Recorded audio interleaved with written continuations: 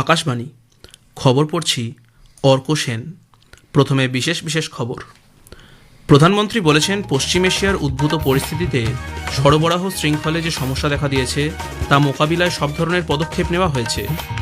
সর্বশেষ পরিস্থিতি নিয়ে তিনি ইরানের রাষ্ট্রপতির সঙ্গে টেলিফোনে আলোচনা করেছেন। আতঙ্কিত হয়ে রান্নার গ্যাসের সিলিন্ডার অহেতুক বুক না করতে আহ্বান জানিয়েছে সরকার। প্রধানমন্ত্রী আজ দুদিনের সফরে আসাম যাচ্ছেন। সফরকালে একগুচ্ছ উন্নয়নমূলক প্রকল্পের উদ্বোধন ও শিলান্যাস করবেন তিনি। আগামীকাল তিনি পশ্চিমবঙ্গে আসবেন। লোকসভায় আজ অতিরিক্ত ব্যয় বরাদ্দ সংক্রান্ত বিলের দ্বিতীয় পর্যায়ের আলোচনা শুরু হবে। অনূর্ধ্ব-17 মহিলাদের প্রীতি ফুটবল ম্যাচে মায়ানমারকে 2 গোলে হারিয়ে দিয়েছে ভারত। আসছে বিস্তারিত খবরে। প্রধানমন্ত্রী নরেন্দ্র মোদী বলেছেন, পশ্চিম এশিয়ায় সামরিক সংঘাতের মধ্যে ভারত সারা পৃথিবী জুড়ে বিশ্বস্ত জাতি হিসেবে পরিচিতি লাভ করছে।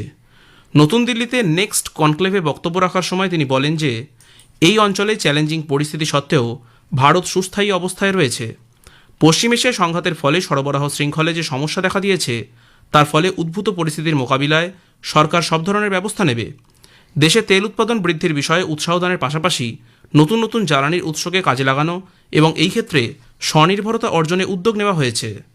21वीं सदी का एक कालखंड न भूतो न भविष्यति जैसा है।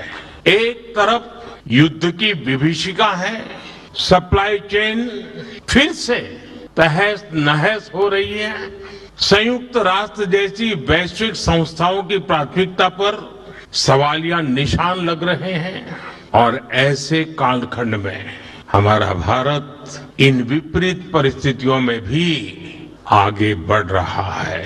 आज दुनिया इतिहास के जिस महत्वपूर्ण पड़ाव पर खड़ी है, उस पड़ाव पर जिस देश का नाम सबसे ज्यादा चर्चा में है वो है भारत। প্রধানমন্ত্রী নরেন্দ্র মোদী পশ্চিম এশিয়ার উদ্ভূত পরিস্থিতি নিয়ে ইরানের রাষ্ট্রপতি মাসুদ পেজেশকিয়ানের সঙ্গে গতকাল কথা বলেছেন। সামাজিক মাধ্যমে এক বার্তায় শ্রী মোদী বলেছেন, এই অঞ্চলে উত্তেজনা বৃদ্ধি, অসামরিক নাগরিকদের প্রাণহানি এবং অসামরিক পরিকাঠামোর ক্ষয়ক্ষতির বিষয়ে তিনি উদ্বিগ্ন। ভারতীয় নাগরিকদের নিরাপত্তা, জ্বালানি সহ বিভিন্ন পণ্য সামগ্রীর অবাধ পরিবহন নিশ্চিত করাই তার সরকারের কাছে সবথেকে গুরুত্বপূর্ণ কাজ।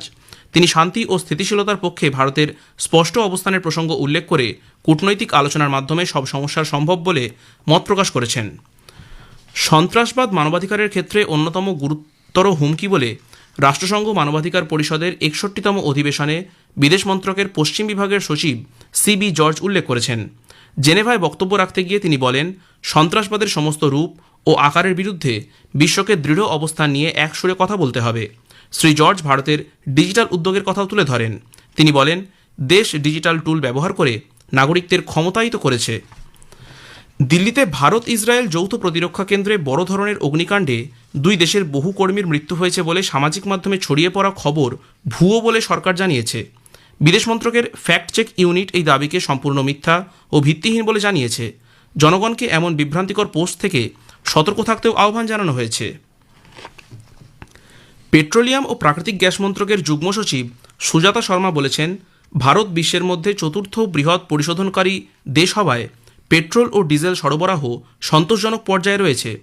নতুন দিল্লিতে আজ পশ্চিম এশিয়ার সাম্প্রতিক পরিস্থিতি নিয়ে মন্ত্রীদের অবহিত করে তিনি বলেন, সরকার একাধিক পদক্ষেপ নেওয়ায় দেশে LPGর উৎপাদন 28% বৃদ্ধি পেয়েছে। বর্তমানে প্রায় 1 লক্ষ খুচরো আউটলেট খোলা রয়েছে। এর মধ্যে অধিকাংশই রাষ্ট্রায়ত্ত তেল বিপণন কোম্পানির। দৈনিক 50 লক্ষ সিলিন্ডার সরবরাহ করা হচ্ছে এবং খুচরো বাজারে কোনো অভাব এই মুহূর্তে নেই। Government is making all efforts to ensure that the supply to the domestic consumers is ensured. LPG production in the refinery has enhanced. We urge the citizens to avoid panic booking, and efforts have to be made to conserve the fuel wherever possible during this period of global uncertainty. তিনি আরও বলেন, দেশ প্রায় 60% LPG আমদানি করে থাকে এবং এর বেশিরভাগটাই আসে হরমুজ প্রণালী থেকে। সরকারের গৃহীত পদক্ষেপ সম্পর্কে সুজাতা শর্মা বলেন, দেশীয় বাজারে সরবরাহ অব্যাহত রাখতে সব রকম পদক্ষেপ নেওয়া হচ্ছে। LPG এবং গ্যাস চ্যানেলগুলির ওপর চাপ কমাতে বিকল্প জ্বালানিকেও কাজে লাগানোর কথা ভাবনাচিন্তা করা হচ্ছে। প্রতি ত্রৈমাসিকে সরকার রাজ্যগুলিকে 1 লক্ষ কিলোলিটার কেরোসিন বরাদ্দ করে। এখনও পর্যন্ত 48,000 কিলোলিটার কেরোসিন রাজ্যগুলিকে দেওয়া হয়েছে। এদিকে তথ্য ও সম্প্রচার মন্ত্রকের যুগ্ম সচিব সেন্থিল রাজন বলেছেন, রাজ্য ও কেন্দ্রশাসিত অঞ্চলগুলিকে অত্যাবশ্যক পণ্যের কালোবাজারি ও মজুতদারির বিরুদ্ধে কঠোর ব্যবস্থা গ্রহণের পরামর্শ দেওয়া হয়েছে। তিনি কোনোরকম ভুল তথ্য বা গুজব না ছড়ানোরও আবেদন জানান নাগরিকদের প্রতি। প্রধানমন্ত্রী নরেন্দ্র মোদী আজ দুদিনের আসাম সফরে যাচ্ছেন। সফরকালে শ্রী মোদী সে রাজ্যে 47,800 কোটি টাকারও বেশি মূল্যের একাধিক উন্নয়নমূলক প্রকল্পের উদ্বোধন করবেন।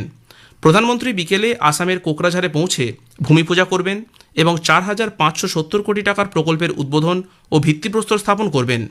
প্রধানমন্ত্রী আসাম মালা 3.0 এবং বিটিসি এলাকার জন্য 4টি উড়ালপুল এবং 2টি সেতুসহ 6 নম্বর সড়ক পরিকাঠামো প্রকল্পের জন্য ভিত্তিপ্রস্তর স্থাপন করবেন।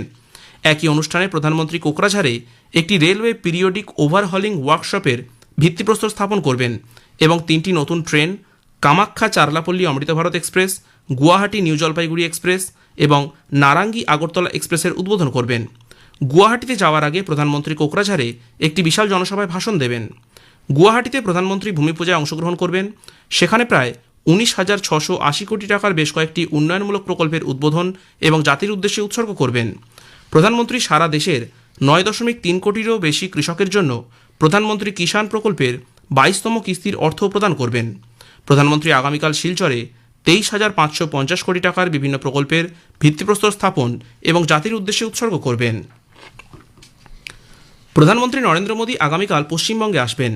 সফরকালে তিনি কলকাতায় 18,680 কোটি টাকার বিভিন্ন উন্নয়নমূলক প্রকল্পের উদ্বোধন ও শিলান্যাস করবেন। এর মধ্যে আছে 16,990 কোটি টাকা মূল্যের 420 কিলোমিটারেরও বেশি দৈর্ঘ্যের বেশ কয়েকটি জাতীয় সড়ক প্রকল্প। শ্রী মোদী জাহাজ ও বন্দর সংক্রান্ত কয়েকটি প্রকল্পেরও উদ্বোধন ও ভিত্তিপ্রস্তর স্থাপন করবেন।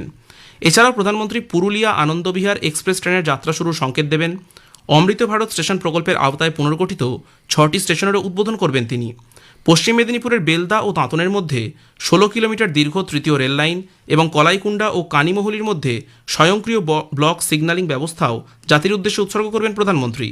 সরকারি সূত্রে জানা গেছে, আগামীকাল দুপুরে অসমের শিলচর থেকে কলকাতায় পৌঁছানোর পর ব্রিগেড প্যারেড গ্রাউন্ডে প্রধানমন্ত্রী প্রশাসনিক সভার পাশাপাশি বিজেপির পরিবর্তন যাত্রার সমাপ্তি উপলক্ষে এক জনসভায় অংশ নেবেন। খবর শুনছেন আকাশবাণী থেকে।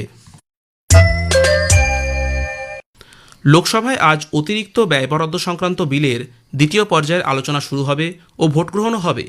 কেন্দ্রীয় অর্থমন্ত্রী নির্মলা সীতারমণ লোকসভায় এ সংক্রান্ত প্রশ্নের জবাব দেবেন। অন্যদিকে রাজ্যসভায় গ্রামোন্নয়ন মন্ত্রকের কাজ নিয়ে ফের আলোচনা শুরু হবে।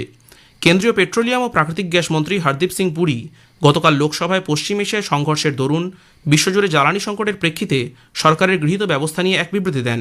শ্রী পুরী জানান, দেশে পেট্রোল, ডিজেল, কেরোসিন ও বিমানের জ্বালানি এটিএফের কোনো ঘাটতি নেই।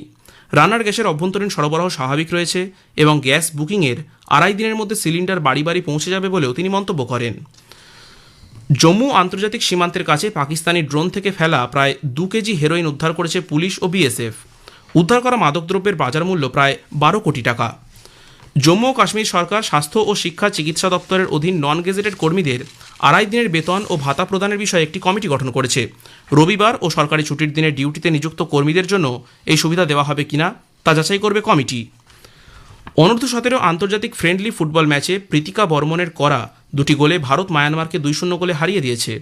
অনূর্ধ্ব-17 এএফসি এশিয়ান কাপের প্রস্তুতি হিসেবে এই ম্যাচটি গতকাল ইয়াঙ্গনের থুউন্না স্টেডিয়ামে অনুষ্ঠিত হয়। মূল প্রতিযোগিতা এবছরের 1 মে থেকে 17 মে পর্যন্ত চীনের সুঝৌতে অনুষ্ঠিত হবে। ভারত ও মায়ানমারের মধ্যে দ্বিতীয় আন্তর্জাতিক ফ্রেন্ডলি ম্যাচটি আগামীকাল অনুষ্ঠিত হবে। সুইজারল্যান্ডের বাসেলে সুইস ওপেন ব্যাডমিন্টনে গতকাল পুরুষদের ডাবলসে সাত্বিক সাইরাজ রাঙ্কিরেড্ডি ও চিরাগ শেট্টি জুটি কোয়ার্টার ফাইনালে পৌঁছেছেন। এশিয়ান চ্যাম্পিয়ন সাত্বিক সাইরাজ রাঙ্কিরেড্ডি ও চিরাগ শেট্টি জুটি জাপানের হিরোকি ওকামুরা ও কোহেই ইয়ামাশিতা জুটিকে 21-15, 15-21, 28-26 সেটে পরাজিত করেছে। শেষ করার আগে খবরের বিশেষ কিছু অংশ আরও একবার। প্রধানমন্ত্রী বলেছেন, পশ্চিম এশিয়ার উদ্ভূত পরিস্থিতিতে সরবরাহ শৃঙ্খলে যে সমস্যা দেখা দিয়েছে তা মোকাবিলায় সব ধরনের পদক্ষেপ নেওয়া হয়েছে। সর্বশেষ পরিস্থিতি নিয়ে তিনি ইরানের রাষ্ট্রপতির সঙ্গে টেলিফোনে আলোচনা করেছেন। আতঙ্কিত হয়ে রান্নার গ্যাসের সিলিন্ডার অহেতুক বুক না করতে আহ্বান জানিয়েছে সরকার। প্রধানমন্ত্রী আজ 2 দিনের সফরে আসাম যাচ্ছেন। আগামীকাল তিনি পশ্চিমবঙ্গে আসবেন। খবর শেষ হলো। এর পরের খবর শুনুন 7টা বেজে 25 মিনিটে।